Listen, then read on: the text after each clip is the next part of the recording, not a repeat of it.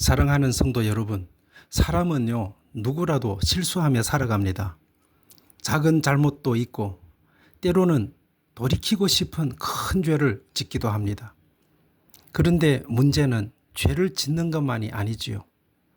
죄를 지은 후에 사람은 자꾸 하나님에게서 멀어진다는 것입니다.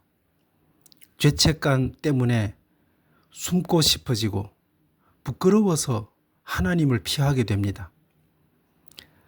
나는 이제 끝났다라고 생각하기도 합니다.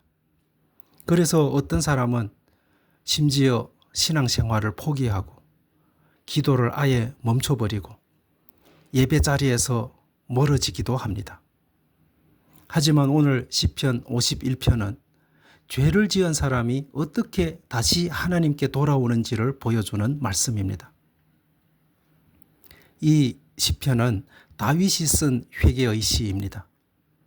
다윗은 단순히 작은 실수를 한 것이 아니지요. 그는 밧세바와 간음했고 그 죄를 숨기기 위해 밧세바의 남편 우리아를 죽게 만들었습니다. 왕으로서 하나님의 사람으로서 결코 해서는 안 될 죄를 지었습니다. 그런데 놀라운 것은 다윗이 죄 가운데 무너졌을 때 하나님께 완전히 등을 돌리지 않았다는 것입니다. 오히려 그는 눈물로 하나님께 돌아왔습니다. 오늘 말씀을 통해 죄인도 다시 하나님께 돌아갈 수 있다는 은혜를 함께 묵상하기를 원합니다.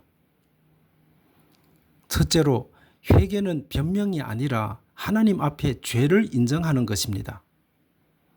시편 51편은 다윗의 절박한 외침으로 시작됩니다. 하나님이여, 주의 인자를 따라 내게 은혜를 베푸시며 주의 많은 긍휼을 따라 내 죄악을 지워 주소서라고 시작합니다. 다윗은 먼저 하나님의 긍휼을 붙듭니다. 왜냐하면 자기 자신에게는 아무 의로움도 없다는 것을 알았기 때문이지요. 진짜 회개는 자기를 변명하지 않습니다. 사람은 죄를 지으면 자꾸 이유를 만들려고 하지요. 어쩔 수 없었어요. 상황이 정말 너무 힘들었어요. 다른 사람들이 어떻게 했기 때문이잖아요. 라고 이유를 만듭니다. 하지만 다윗은 그런 핑계를 하지 않았습니다. 그는 내 죄가 항상 내 앞에 있나이다 라고 말합니다. 이것이 바로 회개의 시작입니다. 죄를 숨기는 사람은 결국 하나님에게서 멀어지게 됩니다. 하지만 자기 죄를 인정하는 사람은 하나님께로 가까이 나아갑니다. 또 다윗은 이렇게 고백합니다. 내가 주께만 범죄하여 주의 목전에 악을 행하였습니다. 물론 다윗은 사람에게도 죄를 지었습니다. 하지만 그는 모든 죄의 본질이 결국 하나님을 거스르는 것임을 깨달았습니다. 여러분, 회개는 단순히 잘못했습니다 라고 말하는 것이 아닙니다. 하나님 앞에서 자기의 죄를 진실하게 바라보는 것입니다. 그리고 하나님의 은혜가 없이는 살 수 없는 존재임을 인정하는 것입니다. 이러한 축복이 저와 여러분에게 모두 임하기를 주님의 이름으로 축원드립니다. 두 번째로, 하나님은 깨끗한 마음을 새롭게 하십니다. 다윗은 단지 죄를 용서받는 것에서 끝나지 않았습니다. 그는 더 깊은 것을 구했습니다. 하나님이여, 내 속에 정한 마음을 창조하시고 내 안에 정직한 영을 새롭게 하소서라고 구했습니다. 여기서 창조하소서라는 말은 하나님께서 세상을 창조하실 때 사용된 단어입니다. 다윗은 지금 이렇게 말하는 것입니다. 하나님, 제 마음은 고쳐서 될 수준이 아닙니다. 새롭게 만들어 주셔야 합니다. 이것이 진짜 회개입니다. 단순히 행동 몇 가지를 바꾸는 것이 아니라 마음 자체가 변화되기를 구하는 것입니다.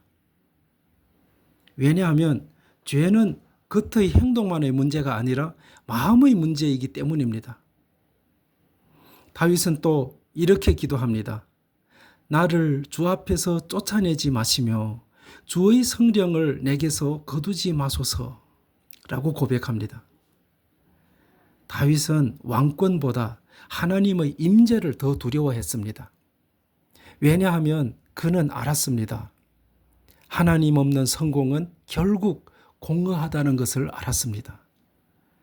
오늘날 많은 사람들은 죄를 슬퍼하기보다 죄 때문에 잃게 될 것을 더 두려워하잖아요. 하지만 다윗은 달랐습니다. 그는 하나님과의 관계가 깨어진 것을 가장 아파했습니다. 그래서 그는 기쁨의 회복을 구합니다. 주의 구원의 즐거움을 내게 회복시켜 주셨습니다. 죄는 사람의 기쁨을 빼앗아갑니다. 겉으로는 웃고 살아도 마음 깊은 곳은 죄 때문에 무너질 수 있습니다. 그러나 하나님은 회개하는 영혼을 다시 회복시키십니다. 무너진 마음에 다시 은혜를 부어주십니다. 세 번째로 하나님은 상한 심령을 멸시하지 않으십니다. 다윗은 마지막에 하나님께서 기뻐하시는 제사가 무엇인지 말합니다. 하나님께서 구하시는 제사는 상한 심령이라 라고 말합니다. 그리고 또 이렇게 고백합니다. 상하고 통회하는 마음을 주께서 멸시하지 아니하시리이다. 이 말은 참 놀라운 말씀입니다. 사람들은 실패한 사람을 멸시할 수 있습니다.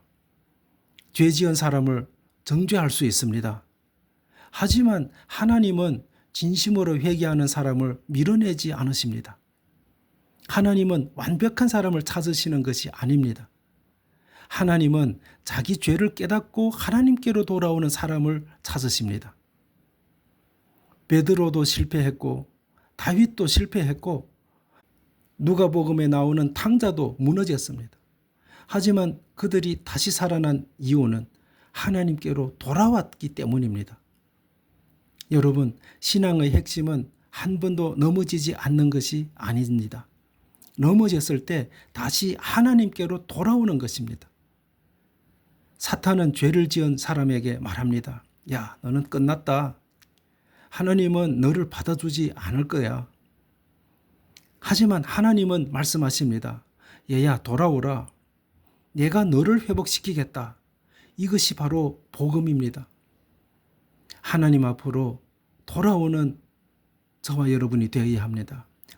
어떠한 죄를 지었더라도 하나님께로 돌아오는 우리 도안교회 모든 성도님들이 되시기를 주님의 이름으로 축원드립니다. 여러분, 시편 51편은요. 완벽한 사람의 노래가 아닙니다. 무너진 사람이 눈물로 하나님께로 돌아오는 노래입니다. 그래서 더욱 은혜롭습니다. 혹시 오늘 마음이 무너져 있습니까? 죄책감 속에 시달리고 계십니까? 하나님께 죄 때문에 멀어졌다고 느끼십니까? 오늘 다윗처럼 하나님께로 나오십시오. 하나님은 상한 심령을 절대로 외면하지 않으십니다. 회개하는 영혼을 절대로 밀어내지 않으십니다. 오히려 다시 품어주시고 다시 회복시켜 주시고 다시 새롭게 하십니다. 그러므로 오늘도 자기 의가 아니라 하나님의 은혜를 붙드는 저와 여러분이 되시기를 주님의 이름으로 진심으로 축원합니다. 기도하겠습니다. 긍휼이 풍성하신 하나님 아버지, 오늘 시편 51편 말씀을 통해 회개의 은혜를 깨닫게 하시니 감사합니다. 우리 안에 숨겨진 죄와 교만을 보게 하시고 변명하지 않고 하나님 앞에 정직하게 나오게 하옵소서. 상하고 무너진 마음을 주님께서 새롭게 하시고 깨끗한 마음과 정직한 영을 회복시켜 주옵소서. 죄책감 속에 머물지 않게 하시고 하나님의 용서와 은혜를 붙들게 하옵소서. 오늘도 우리도 버리지 아니하시고 다시 품어주시는 주님의 사랑을 믿습니다. 예수 그리스도의 이름으로 간절히 기도드립니다. 아멘.